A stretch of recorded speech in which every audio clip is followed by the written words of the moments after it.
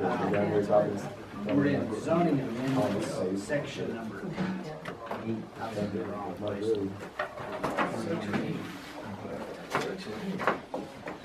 It's a hearing for case number ZA 2019-01. Before we proceed, I'll ask the board members in them attend to disqualify themselves from discussing and voting on this case because they or their spouses own property in the area of notification or have conflicts of interest or particular bias on this matter. Let the minutes show no one disqualified. According to the Secretary's report, a notice for the hearing is published and sentinel notices were sent to the applicant, real property owners of record in the area of notification on Saturday, January 26, 2019. I think someone does have a conflict of interest. Your new board member. I do own property out there. And he's signed leases. what? He has signed leases, wind turbine leases. Was there an area of notification, John, sent out on this case to happen? No, because it's a zoning amendment, so It applies to the whole McPherson County. it affects the regulations which apply to the whole county. Does that make sense? Versus a specific property which has a radius. Does that make sense? But it's not a conflict of interest. To have a lease, that doesn't matter? Well, there can't be an area because it's not a specific project area. Does that make sense? We're Yeah. talking about amendment for the entire Yeah, county. okay. So, Okay, yeah. I mean, he can report an ex parte communication if he wishes to, but okay. I don't think it's a violation or conflict of interest at this point because it's not, the project area hasn't been specified. Okay. Does that make sense? Yep. If he was So in conflict, we would all be in conflict. Yeah. that's Do what you I was all have thinking. leases signed? We're all in McPherson County, ma'am, so we're gonna continue on. This is different than if a wind tower was applying for a project site. Does that make sense? Yeah, A project site would identify a piece of ground and then there'd be a radius. And if he owned it within there, that would be a definite conflict of interest. Does that make sense? yep, This is just changing language to the text. okay. So I'm not sure we'd be able to, I'm not sure how we would be able to enforce that. Does that make sense? I don't know. It makes sense, it doesn't make it right. What? Let the minutes show at least 20 days elapsed between the publication and the mailing date and the hearing date, unless there's evidence to the contrary from anyone present. I'll declare proper notification has been given. Although we don't encourage such communication, I'll ask the board members, any of them that have received any ex parte, verbal, written, digital communication pertaining to this case prior to hearing that they'd like to share with the board and public. No. Okay. Let the minutes show no ex parte. I'll ask the administrator if the applicant has submitted information with their application complying to Article 10, Section 108A124. Excuse me. Yes, they have. Okay. You want to give us a background report? Sure. ZA 2019-01 is a request for the board to review amendments or edits to the McPherson County zoning regulations. This is one of three forms of proposals. It could either come from the Board of County Commissioners, you all at the Board of Planning and Zoning Appeals, or a private individual. In this case, it's a private individual who's bringing the edits forward to you this evening. They are looking to provide, or they've provided you edits, proposed edits to the commercial wind energy project amendment that is on the records in the regulations currently. Okay. Thank you. Anybody got questions for John at this point?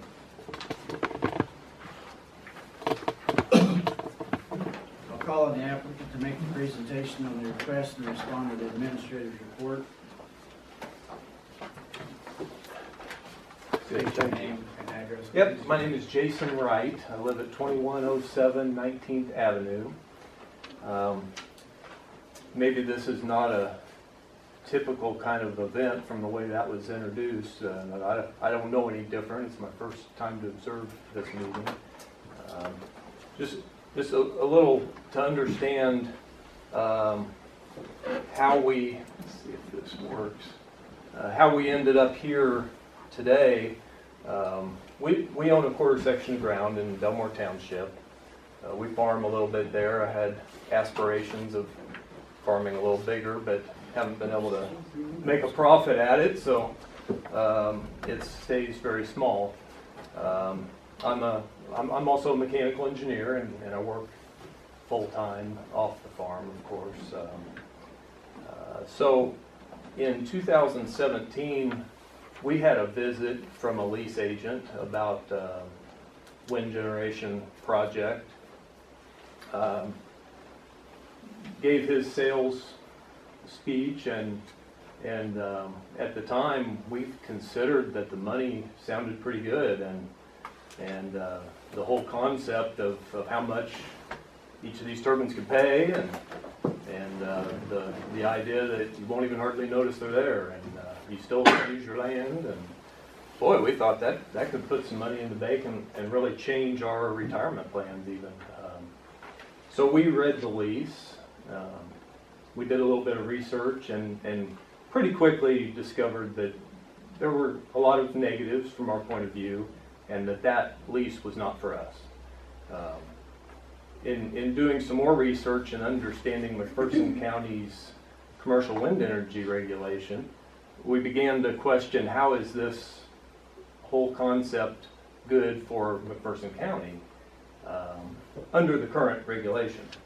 And in more thinking about that and finding other like-minded people who had discovered similar issues and potential problems for the county, I decided to propose these changes, and that's why we're here today. I hope that all makes sense. I just wanted to give some background on where we came from. Okay, so yeah, what we're going to make some decisions that on a project like this are going to affect the next generation plus, and I just think we ought to be very conscious to make a well thought through decision here. So some of I mentioned in some research, we discovered some negative issues. They really fall into these four categories: human health, wildlife, property rights, and property value problems. In that document in front of you, I'm suggesting several changes, and my understanding was that each of those would be considered independently, that it's not that document is either a yes or a no, but each of those is an idea that could be a better choice for the county. So I hope that's consistent with how you understand it. I'm, again, a little unclear on how this type of thing gets voted on.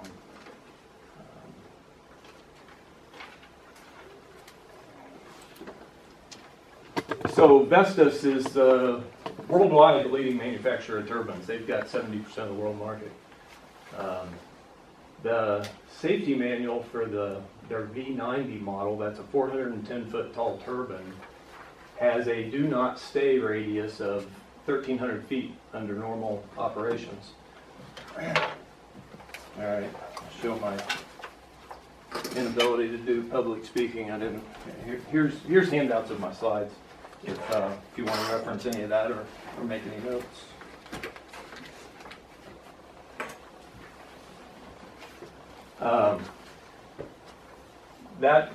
That safety manual that they publish is for operators and maintenance technicians of the wind generation facility, and it lists a 1,300-foot radius that should be an area that people do not stay in. It describes that if you need to enter that area, pass through it, get to the turbine and do your business, and don't stay in that area. And that's for physical hazards of blade throw and ice throw hazards is what they describe in there.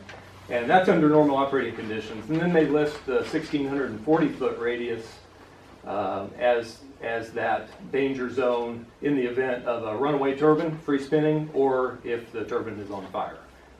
It says stay outside of a 1,640-foot radius. So that's some background information there. We have a recommendation in here What happened, John? Oh, there, it's back. We have a recommendation here related to distance from public roads. And our regulation currently lists 500 feet or the height of the structure plus 50 feet. The Vestas distance of 1,300 feet or 1,640 feet, depending on how you look at it, is one data point. GE's document is being handed to you now. GE's calculation for a distance based on ice throw and physical hazards to roads is 1.5 times the hub height plus the rotor diameter. So my rough calculation there for a 600-foot overall tall structure with a 400-foot rotor diameter puts the hub at 400 feet from the ground. That GE calculation comes out to 1,200 feet. So that's their recommendation as a safe distance to a road based on physical hazards. In my application, we suggested 1,000 feet. And looking back at that here this past week, I think we made a mistake there. I think GE's formula is much better because it's dependent on the height of the turbine. And if you only have a 100-foot high turbine, then logically a shorter distance makes sense. And so a firm distance versus a height-dependent distance, the height-dependent distance seems to make a lot more sense. And I don't know if I can change or if you can change or recommend something different than what I did, but I'd recommend you ignore my suggestion and use GE's definition.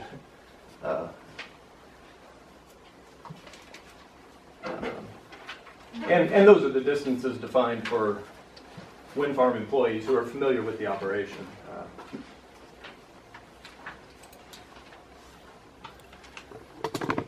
So there are also some human health issues potentially.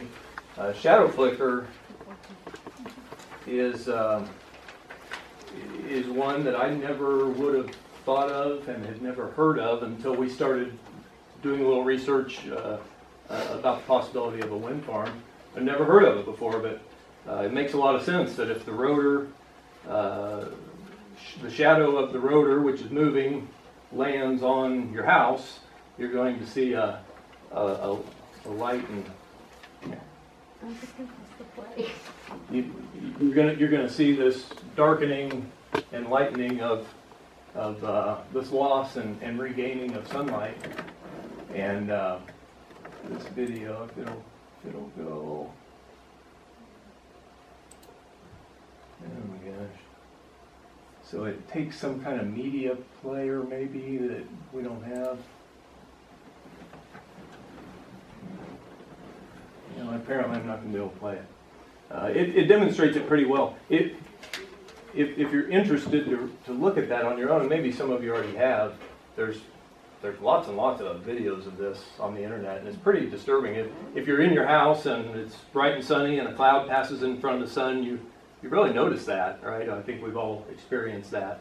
And this is much more drastic than that because it's a much thicker blocking of the sun, and then it's back again, and then it's gone, and it's back again, and it's pretty disturbing.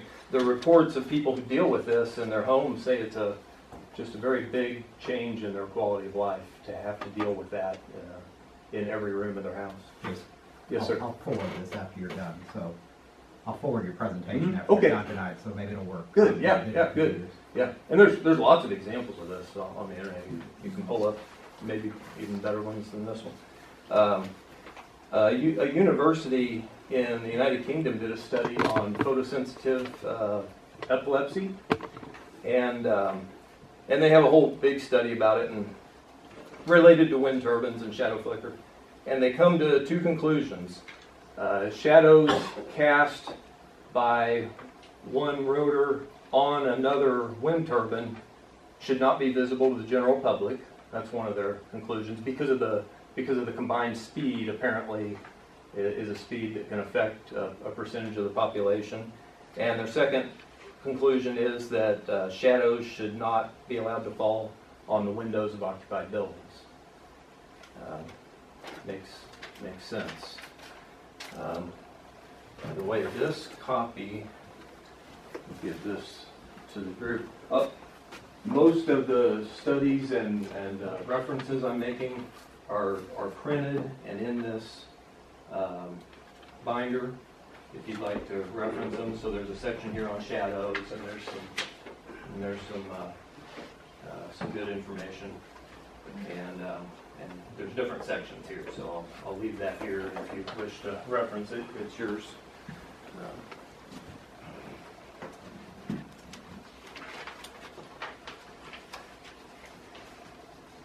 So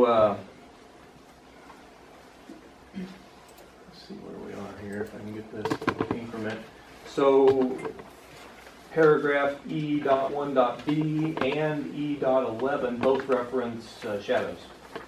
And our suggested verbiage is to the effect that no shadow shall be allowed to fall on non-participating property. People who have not chosen to lease their land to a wind turbine project should not be burdened with the quality of life issue that shadow flicker could inflict on them. And every landowner, in my mind, has a right to that sunlight which should fall on their ground. That's light for my wheat and my hay, not to be blocked.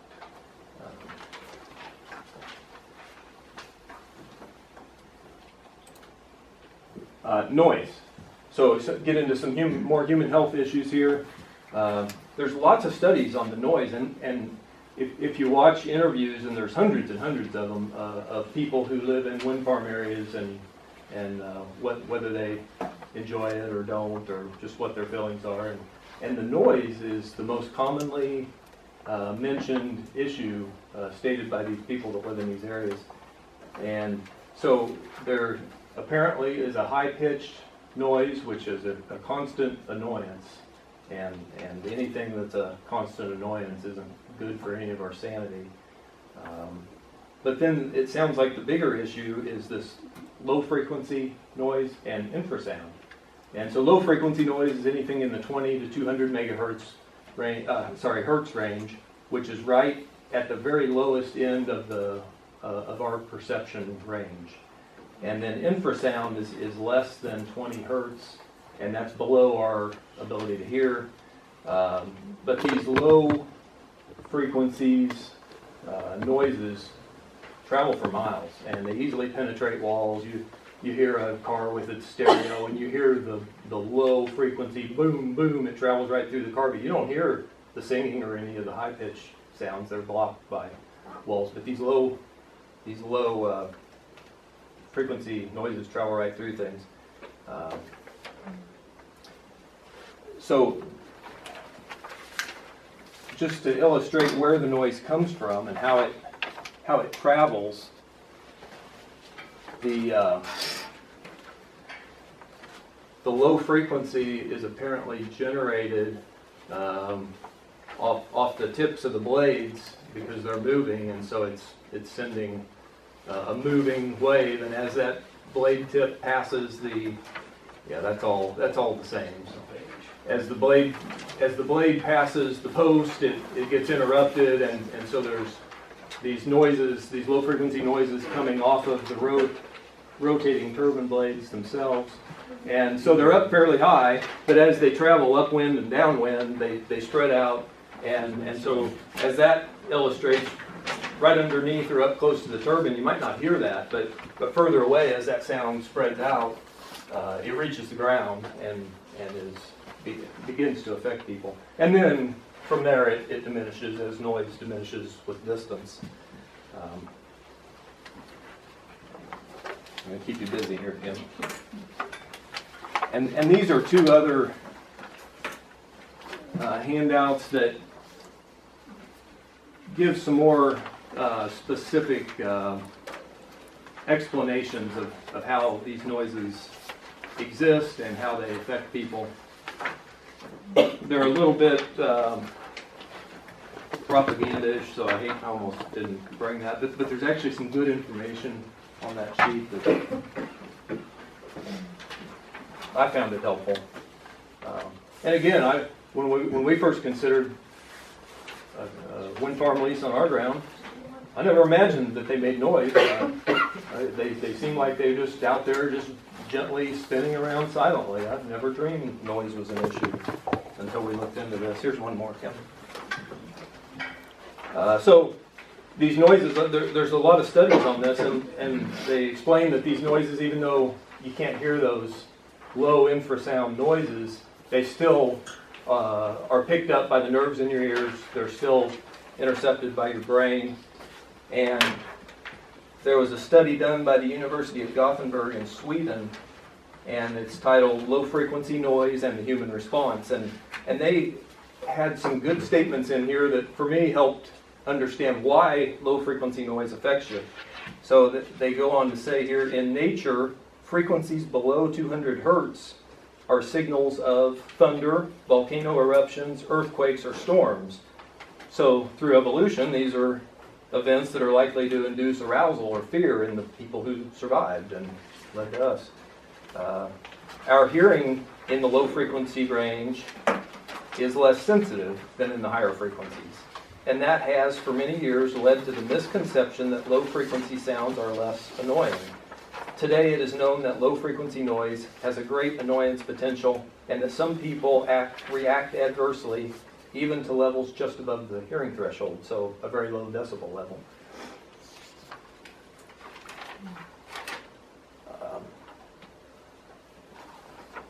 So these,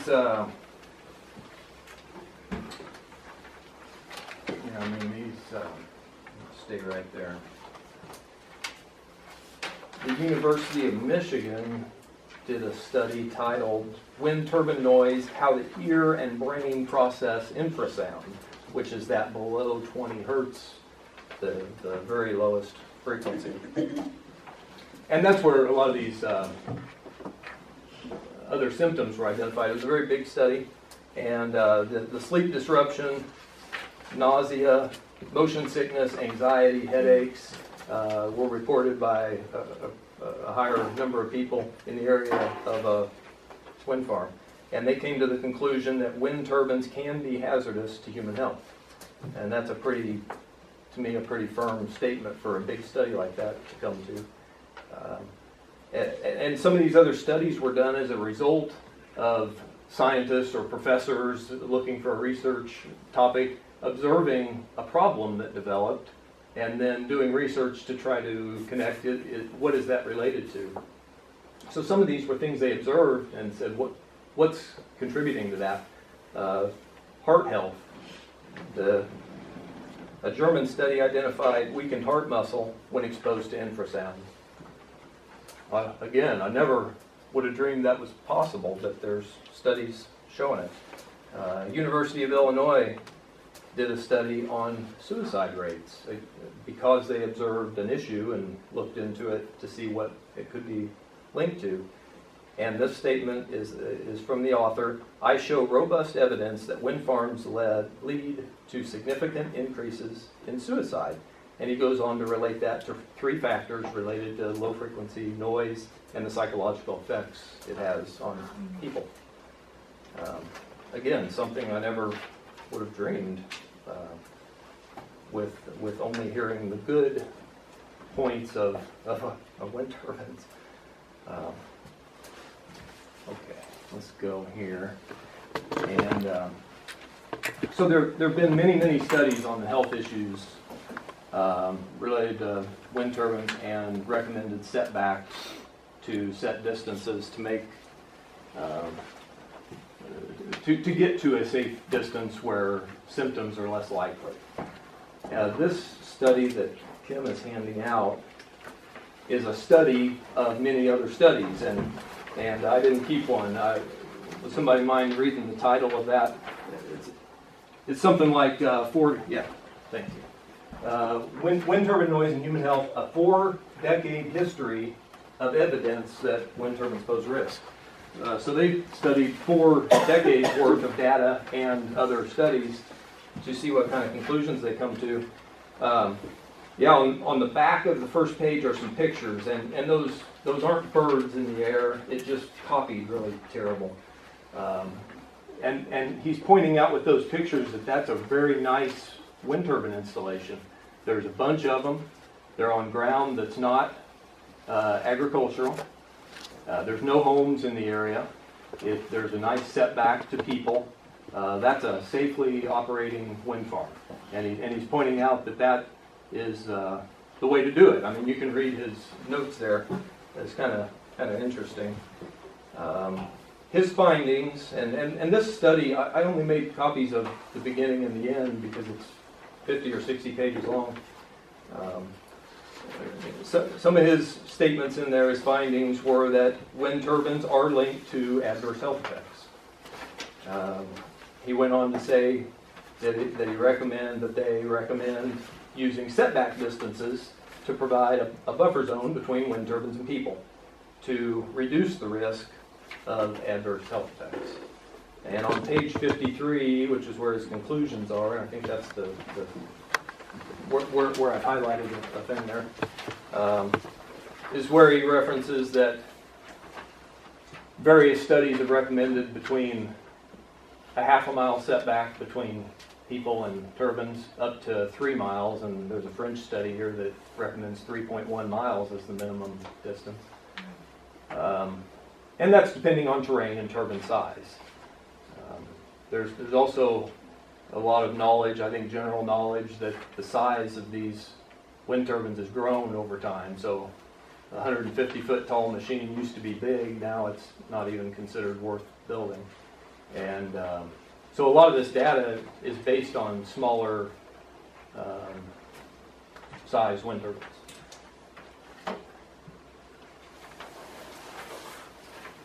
And within that range of a half to 3 miles, he notes that 1.25 miles is the most commonly referred to safe distance for people to be from a wind turbine. We do know that the low frequency sound waves can travel for miles, so it makes sense that it should be there. The WAPR Foundation did field research and came to the conclusion that 6.2 miles is a safe distance. There's a long list of counties and countries with greater than 1 mile setbacks from houses. In Scotland, 6.2 miles. In Darlington, Indiana, they set a 4 mile setback distance. That French study concluded 3.1 miles was the right length. Some areas in North Dakota set it at 3 miles. In Vermont, there's some areas that set that setback distance at 1 mile per megawatt capacity of the turbine, which is interesting. Again, it kind of sets it based on the size of the machine, which makes a lot of sense. South Dakota, 2 miles. Arizona, 2 miles. The list just goes on and on. Some of them have done a ratio of the height of the turbine. Lots of counties latched on to 13 times the height of the turbine to a residence. And then there's a very long list of counties and countries that set 1 mile or greater as the setback distance to a property line. I think over the years people have become educated on some of these risks and have taken action to manage it for their citizens. So in my proposal there, paragraph E.1.b is related to the distance from a turbine to a non-participating property line, and we're proposing that should be 1 mile. And E.1.c has to do with the distance from a turbine to an existing residence, and we're proposing that should be 1.25 miles. Within that, a property owner can choose to waive that and reduce that distance to their own house, but not to their neighbors. That statement was already in the regulation, and it seems like a good idea.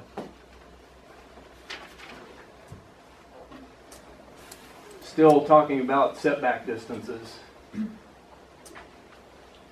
we're proposing a definition of how to measure that distance in paragraph E.1.g, and I'm trying to display that here with my own sketch, just very simply that that that distance, and this is a common definition in a lot of other counties' wind regulations, that we measure that setback from the outermost extension of the wind turbine to the property line or the edge of the house, not from center of post to center of house. The sound comes from the blade, and the blade is out pretty far from the post on big turbines. Does that make sense? I just tried to illustrate what we wrote. Sometimes it's easier to see it than read the words.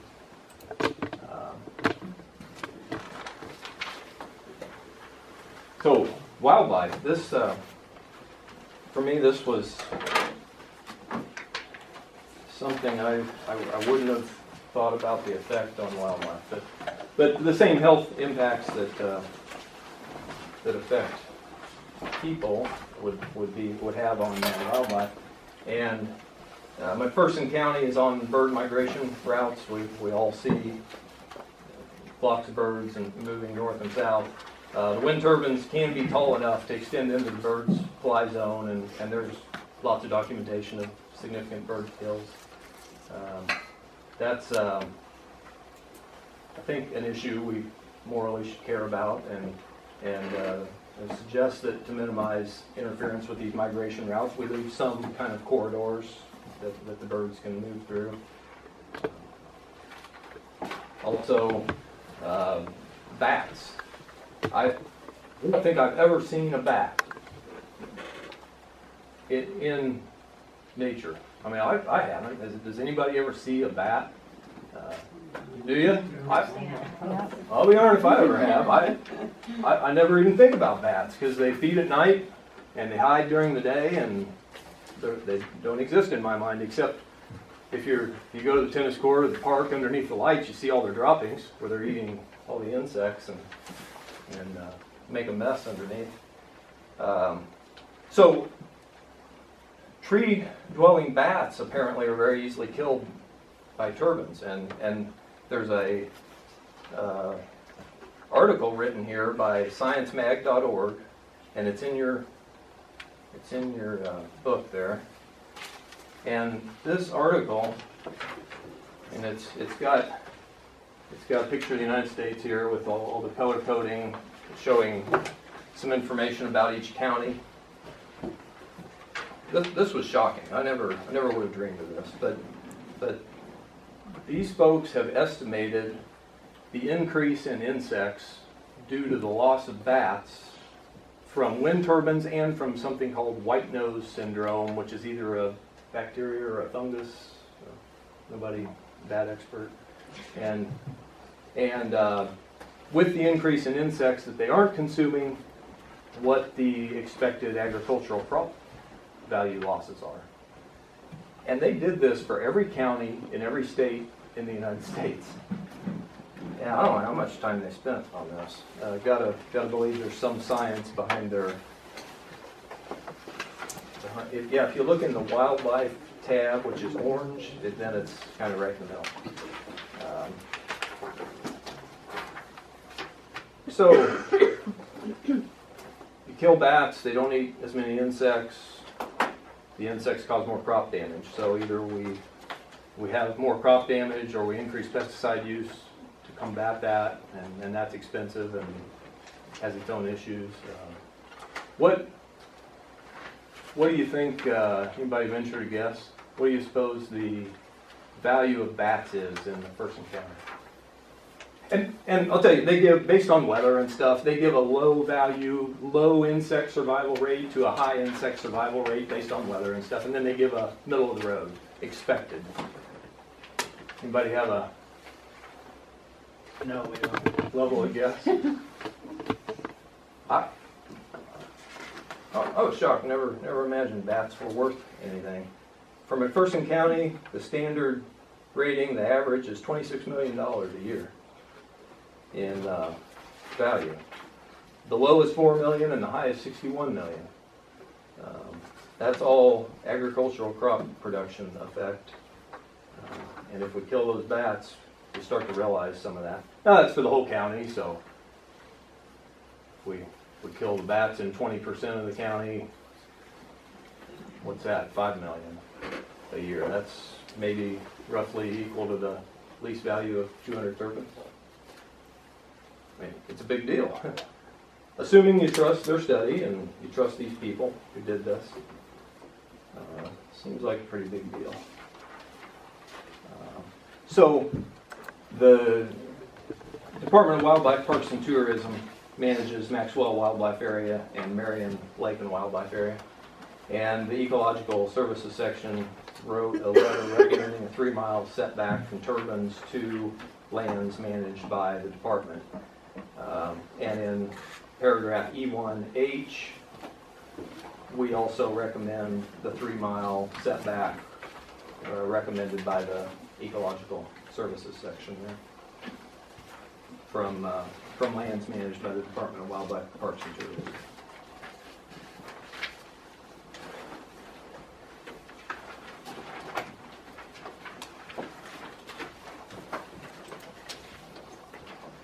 Property value is another issue we said we'd talk about.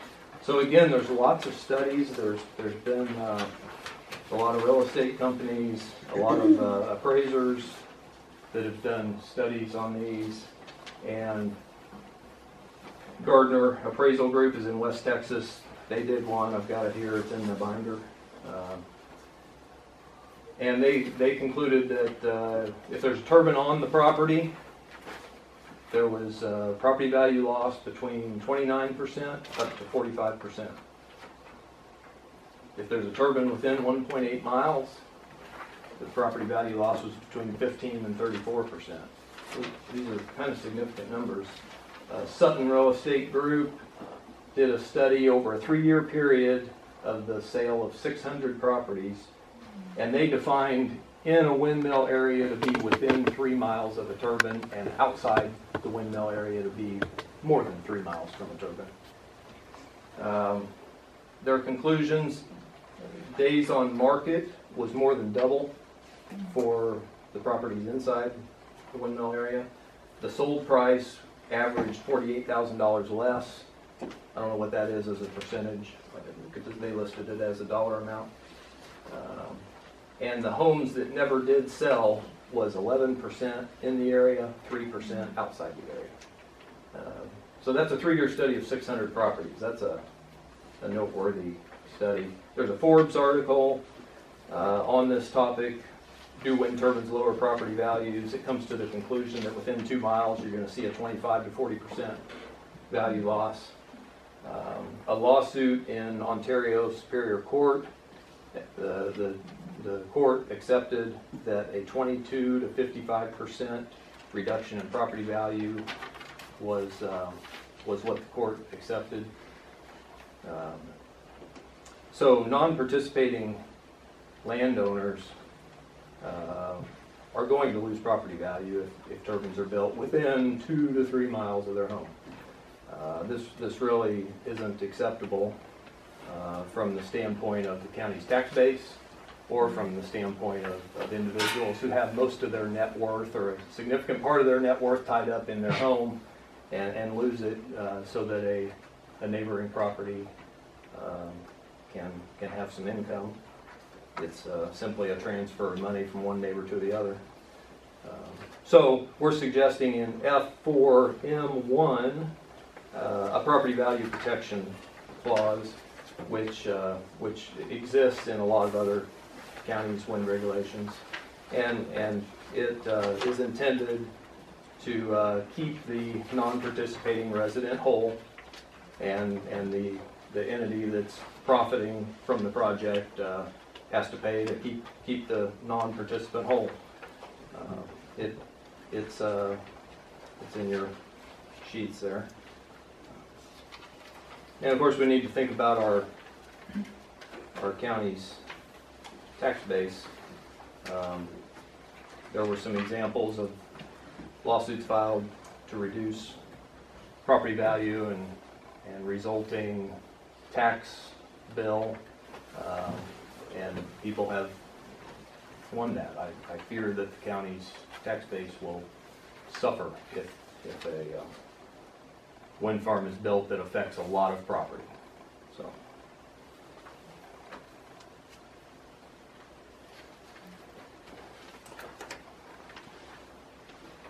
Another recommendation, E.18, is new language that I could find. There is no height limit in our regulation right now. I'm proposing that we establish a 250-foot height limit on wind turbines. Most of the study data that exists is on 200 to 300 foot tall turbines. There's little to no data on anything taller than 400 feet, 410 feet. But as we saw with a lot of these studies, the bigger they are, the more hazards there are and the greater distances we need. But really, we just don't have study data because it's all been done on smaller turbines, so it'd be very hard to establish a study or a scientifically based or a health-based distance that's safe to be living from a turbine. So we propose that. Noise. Again, in there, F4J1 is a modification to the noise limit. We're suggesting that it ought to be 40 decibels. This is the World Health Organization's recommended level for nighttime noise to avoid sleep interruption. The rest of that language in 4J1 clarifies the sound measurement method, which makes sure that those low frequency noises are measured as part of the overall sound level. Being as those are the harmful low frequency noises, we need to include them in the measurement method. And then that also requires that the sound level is maintained at a property line and at a residence, because as we discussed earlier, that sound can actually be quieter here, and as it travels further over to the house, now it might be louder, and we need to make sure we're not putting people in jeopardy, so that sound ought to be obeyed at the property line and at the house. 40 decibels is a very commonly recommended level. There are a lot of counties that have moved into the mid-30s with their maximum level, and again, 40 is a pretty common noise level to restrict to. And so that's why we think we ought to lower ours. It's currently 65.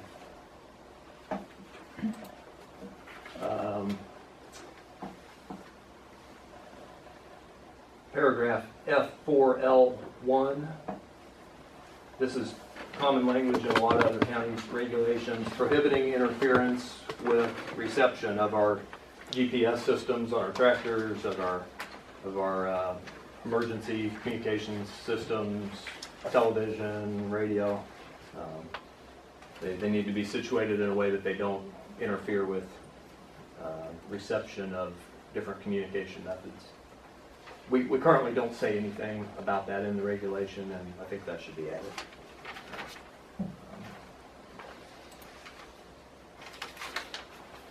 Okay, property rights. So I think when each of us buy a piece of land, we have rights to the use and control of that land through our ownership. You might want to build a house on your land. You should expect to be able to use and enjoy all your land without being in the danger zone of something. And so this illustration here demonstrates in the lower left corner that rectangle represents an unleased piece of land that someone lives on. You can see the green dot at the bottom of that rectangle represents a house. 2 wind turbines are situated. Our current regulation would allow that to be 500 feet from the property line or the height of the turbine plus 50 feet. But that 1,640 foot Vestas recommended danger zone is much bigger than that. So the gray shaded areas represent the portion of the unleased land that really that landowner was forced to donate to the project or only has partial use of.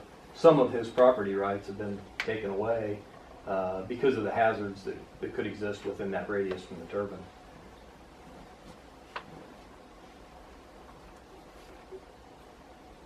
So minimum setbacks to property lines and roads I think ought to at least be by these manufacturers' recommendations. GEs or Vestas, either one have a similar distance that you end up with. Okay, so to sum up, I think these changes should minimize the risk of health issues among residents, which I would think would help to decrease the amount of property value loss we experience, and possibly leave more room for bat survival, and avoid some of that agriculture loss we might experience if we lose those guys. So I think these changes should reduce our economic damage and reduce the risk of health problems among citizens. And that's everything I had. Okay, Thank thank you. you. Does anyone from the board have any questions for the applicant or presenter? I've got a question. I appreciate all the work you've done. My son's an ME, and I probably could have been if my algebra had been, maths had been better, except he ended up in HVAC and I would have ended up maybe at Ford Motor working on 500 horsepower, 600 horsepower, or something like that. So I have an idea, and teaching all my life, how, with your background, how you think, and all that. Engineers are here someplace and all that. But I have a question for you, because I used to discuss things like this with students, and what was going on and where we were going, came from and all that. How did we reach this point where, you know, we've got problems with pollution of water and all that kind of stuff, and how did we get here in the first place? I'm not sure what. How did we reach this point? We have evolved. We have evolved from a point where we didn't need these things. We're going from burning hydrocarbons in automobiles to using electricity, although it could be a hydrocarbon that gave us the electricity. How did we get here to this point? Good question. I think it's really simple, because I know I've talked to the school board. I was on the school board for a while.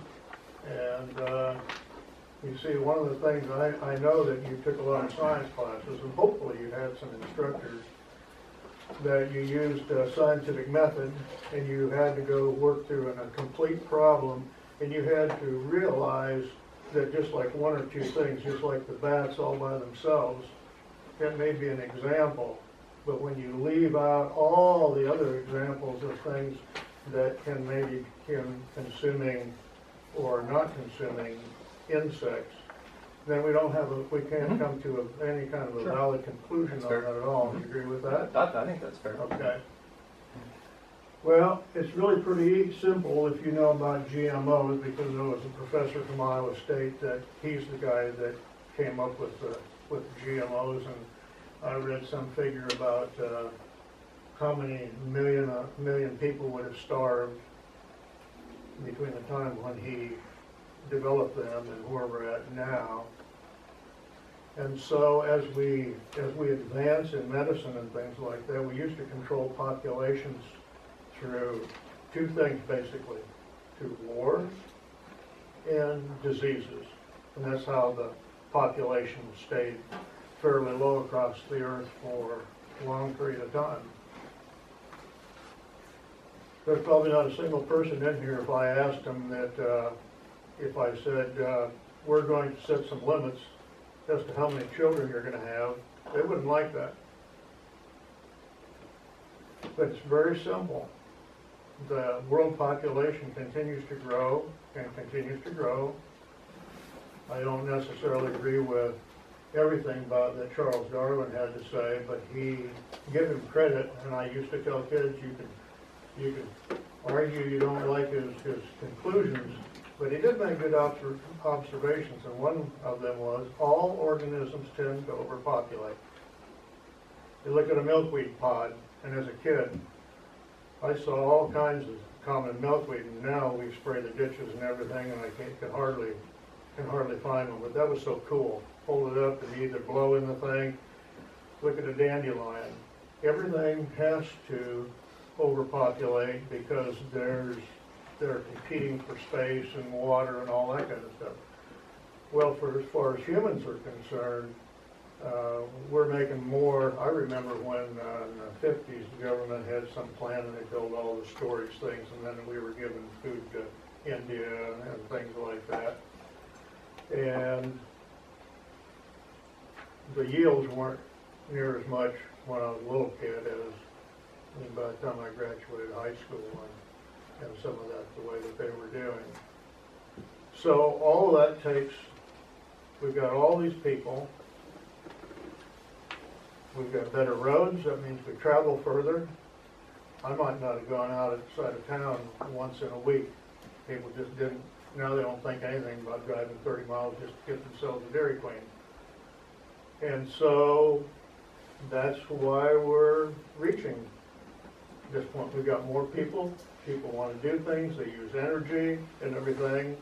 And so like Charlie Brown said, something to the effect of, I saw a problem, and I'm paraphrasing because I don't memorize very well, but something about, and the problem is us. Okay. And so I'm just about done. Okay. And so we need to think about that. Nobody wants to be regulated that way. A lot of us don't want to be regulated by a lot of things. But we need to start thinking about the fact of what all the other ramifications are. I'm not crazy about wind turbines either myself. But we need to look at all of the things, or we will reach a tipping point of where we'll be like a lemming. Thank you. Yep, thank you. Anybody else have questions for Mr. Wright? Okay, thank you. Okay, thanks. Anyone from the public want to speak? We're going to limit this 2 minutes per person, and if what you have to say has been talked about prior, we need fresh information, won't be repeating others. Come to the podium, state your name and address, please. Cindy Crable and 1561 East Northview. Just want to add quickly, one other thing to consider when you're thinking about this is the environment issues as far as what happens on an exit point. At some point, the wind turbines probably will break down. Are they fixed or are they just left like old buildings when they're done? And my understanding is that there is a problem with getting rid of the foundation that is built to support the turbines and things like that. So just another thing to think about is the issue on the environment, the land, and so forth when they break. Thank you. Anyone else? Hello, my name is Sarah Davidson. I live at 1919 Quivira Road. Just a few different things that I think the setback distance is thoroughly important because of safety. Ability to use the property, he touched on that a little bit. I think of that in many different ways. I think of, I have 240 acres. I want to be able to maintain my CRP, go out in my field, know I'm safe. I have children. I want to know that they're safe wherever we are at on our property, whether we are taking a walk, we are doing maintenance somewhere in the field, fixing fence, whatever we need to be doing out there. I also think about, I have some where I have a tenant.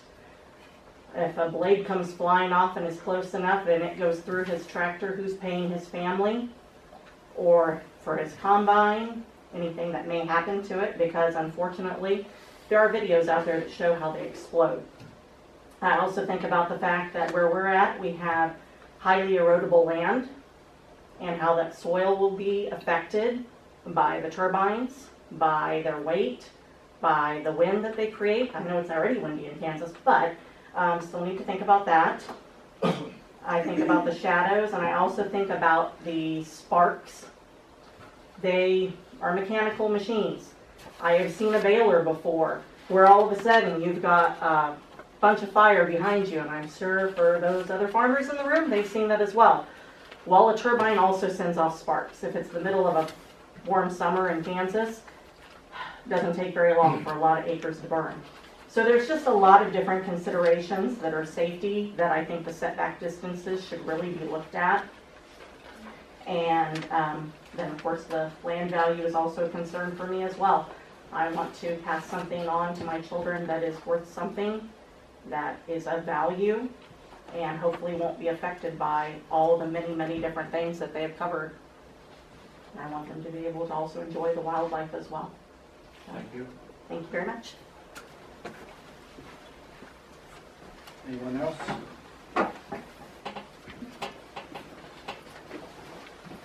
So my name is Juan Tabuada. I'm here as a representative from EDF. I'm the lead developer for the project. So I would like to start off by saying thank you for having me here and listening. I appreciate everybody's insight. I wanted to just give everybody, let everybody know that we're here, that we're listening to y'all's concerns. We're evaluating lots of the things that were discussed today. For instance, wildlife refuge and habitats and E911 systems for which the moratorium will come out. We're working on mitigation strategies for those encumbrances. We're working with several civil agencies on those things, and we're also working on a reduction of a footprint from what was initially seen from an FAA perspective, which was filed about 6 months ago. It was an overfiling given the 600-foot turbines that were proposed, and we're reducing that footprint tentatively for roughly about 60 to 70%. We're taking into account 3-mile setback recommendations from Kansas Department of Wildlife, Parks and Trails, 3 miles from that. So we're actually listening to what they've mentioned, and we're trying to adhere as best as possible to be a good steward of the environment and of the community, and as a partner to you guys here. While it may seem that we're a large company just here to reap benefits from y'all's land, over 48,000 people have, 48,000 acres have been signed. Over 150 landowners have voted with the power of their pen, and I would like for you guys to consider that when evaluating the decision. I'm going to leave my cards here. If you guys have any questions for me, I'm open for any calls, emails. I'm happy to make more trips out here so you guys can ask me any questions you have. And if I don't have the answers, I will get y'all the answers. I just want y'all to know that I'm here. Yes, sir. Thank y'all for your time.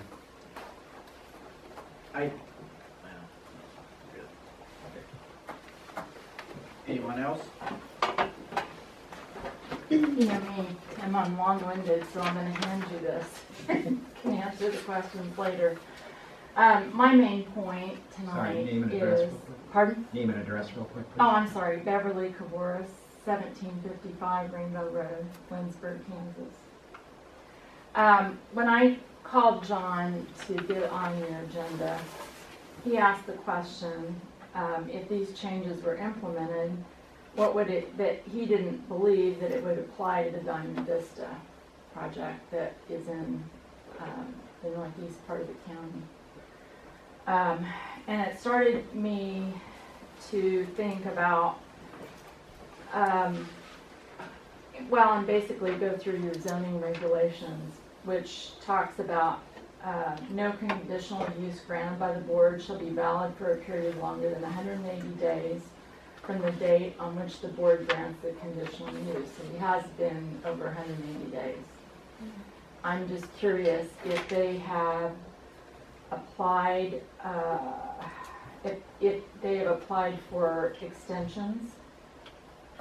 I don't know if you can answer that right now, but I have my questions outlined, and I will hand them to John and you all to answer, because I know I'm not going to have time today. The other thing that occurred to me was, if these changes were made and it did affect the wind company, shouldn't the citizens of this county be accorded the same consideration?